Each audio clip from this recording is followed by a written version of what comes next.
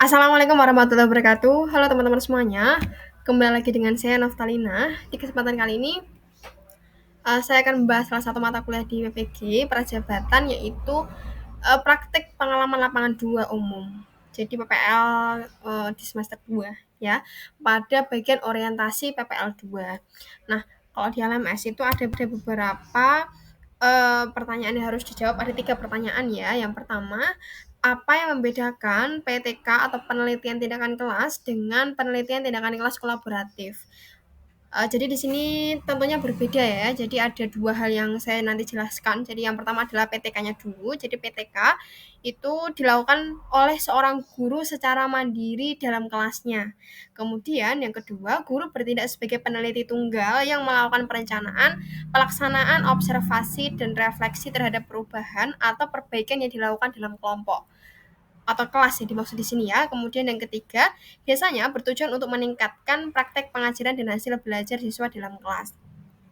Kemudian, kalau PTK kolaboratif artinya adalah penelitian tindakan kelas secara kolaboratif, yaitu dilakukan oleh sekelompok guru atau tim guru. Jadi tidak hanya melibatkan peneliti, tetapi dengan guru pamong ya, karena di sini PPL di sekolahan mitra. Kemudian, guru-guru bekerja sama sebagai peneliti dalam merencanakan, melaksanakan, dan merenungkan perubahan atau perbaikan yang dilakukan dalam kelas. Jadi tujuannya nanti adalah untuk mengatasi permasalahan di dalam kelas, kemudian guru dan peneliti bersama-sama melakukan apa ya, perencanaan atau solusi untuk mengatasi permasalahan tersebut. Intinya kayak gitu.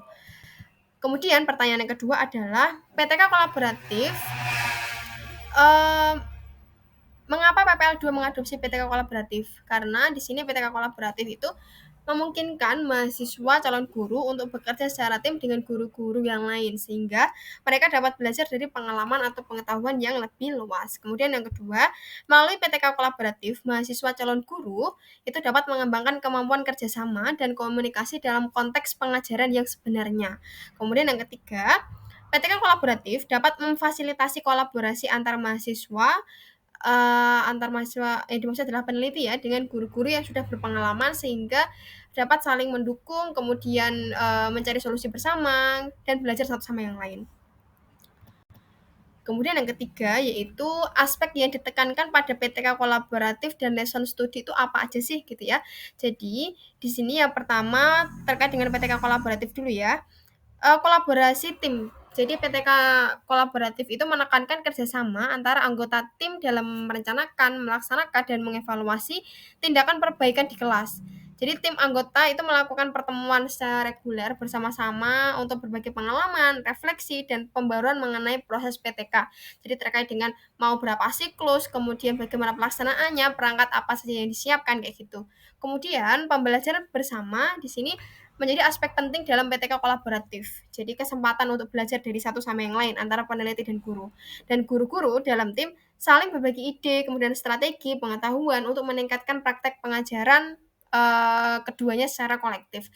Kemudian aspek yang ditekankan pada lesson study ya di sini, perencanaan kolaboratif. Jadi kalau di lesson study itu lebih menekankan pada perencanaan kolaboratif antar guru dalam tim. Jadi mereka bersama-sama merancang pembelajaran yang tujuannya itu sebenarnya adalah untuk menciptakan pengajaran yang lebih efektif. Kemudian untuk pengamatan dan analisis kolaboratif itu guru bersama-sama merencanakan, kemudian melaksanakan kolaboratif terhadap pembelajaran, kemudian saling berinteraksi antara guru dengan siswa. Nah, di sini guru dan peneliti itu mengamati hasil belajar siswa, kemudian menyimpulkan nih apa yang telah diperoleh, apakah terjadi peningkatan atau justru penurunan kayak gitu. Dan di LMS itu bagian PPL 2 umum itu ada bagian ruang kolaborasi ya, di bagian orientasi PPL 2 juga.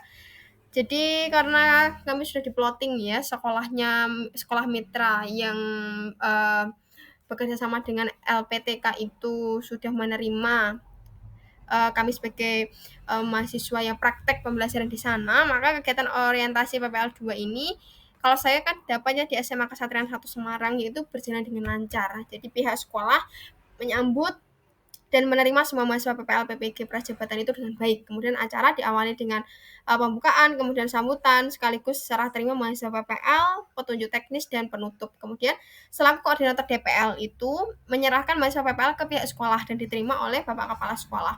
Selanjutnya untuk petunjuk teknis yang disampaikan ke depannya ya itu disampaikan oleh Bapak Wakasek Bidang Kurikulum. Nah, tidak ada kesulitan atau hambatan yang berarti di orientasi secara berlangsung ya. Orientasi itu di sini kayak penyerahan mahasiswa PPL ke sekolah mitra kayak gitu maksudnya ya. Jadi setelah acara serah terima nanti mahasiswa PPL akan berkoordinasi sendiri dengan guru pama masing-masing seperti itu.